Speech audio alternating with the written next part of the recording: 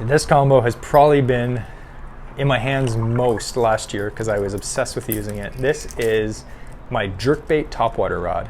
And again, like that rod, it's not just good for those things. It's good for a lot of things. It's a 7-1 medium, extra fast tip, combat stick. Sorry, Evergreen combat stick, which is basically, an Evergreen is a Japanese company, and I'm not sure if they're owned by Daiwa or not, but they're sold through Daiwa. It's a phenomenal rod. It's got the camo foam, and it's got like a spiral carbon fiber looking wrap going up and an unsanded blank. These rods are phenomenal for the price. They're $220, $230, somewhere around there. So my word of advice, if you're looking at this particular series of rods, I feel like they're kind of hit and miss. This one is amazing. The 7-1 topwater rod, I really enjoy using it, but I actually purchased another one. I purchased the 7-3 medium heavy, and I just found it, I didn't like it. It didn't feel good in my hands.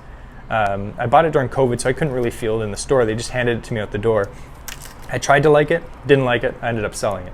So hit and miss. It may just be me. I've heard on forums that other guys too, there's certain particular rods that they didn't really like. This one is a big hit for me. It's got an extra fast tip, but the rest of the blank loads pretty good. So when you're working like a jerkbait, which I have tied on, or like a popper, like this, I'm gonna walk. This is a Pop Max. I'm gonna walk this back and forth. I need a rod that has a really fast tip so it can work the bait well. But when I hook up a fish on a topwater on tiny treble hooks, I want a rod that bends a lot so that the fish can't shake it. Now, so basically what you're asking of this rod is to be fast but also slow at the same time, which in general in a cheaper rod doesn't exist. This kind of taper, it's kind of like a dual taper. It's mostly available in higher end rods. But this rod, for the price point, I think it's like $220, it does it pretty good. The tip is really, really whippy and fast, so you can work those baits good. But once you hook a fish, it's got a very parabolic bend. In fact, it's parabolic enough that I feel very comfortable fishing a square bill on it, like a BX Brat. Fish stay on, it bends really good. Works good for me. This combo has just been phenomenal for me. It's really lightweight in the hand. It's a little longer than most jerkbait topwater rods that are normally about 6'9"-ish, 6'10"-ish. It's 7-1. But since I fish from a canoe and a kayak a lot, I'm actually sitting down, so I'm not working the bait down. I'm always working to the side anyway. So the length is not an issue, but an absolutely phenomenal rod. For the money, it feels like it's a more expensive rod. It feels like the rod should cost $250, $275. The reel that I got on this is the Daiwa Tatula SV TW103. Bit of a mouthful. This is basically, there is also an SV Daiwa Tatula SV, which is a slightly different reel. This is the more finesse version, if that makes sense. It has a very, very shallow spool. Do not get this reel if you're looking to whip a bait super far.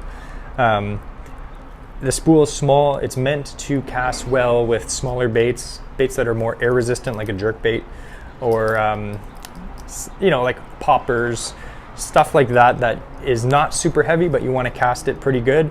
And the fact that this reel has the air brake system in it, which basically the spool and the magnetic system on the side, it works together to basically make it almost impossible to get a backlash. Or if you're fishing in heavy wind, you do not have a problem with this reel. It is a phenomenal reel. It just casts like a dream. It weighs 6.7 ounces, which is ridiculous, very small. I wouldn't recommend this if you're looking to cast like spinner baits or something like that. But if you're looking for a reel to cast like jerk baits, topwater, stuff like that, it's phenomenal. Super light. This combo, again, just feels great in the hand, super lightweight.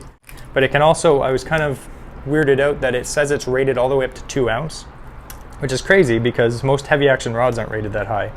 So using a large bait like this Yozuri 3DB Walker, this is about 1 ounce, so it's not really 2 ounces, but I was kind of skeptical using it on this medium, but it works just fine. It casts it no problem, it loads up fine, and when you hook a fish, it has enough power to set the hook, even with the slightly bigger treble hooks.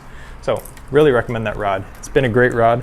I got the rod and reel both at Ganyan Sports, but I know also Peterborough Pro Tackle also sells them as well.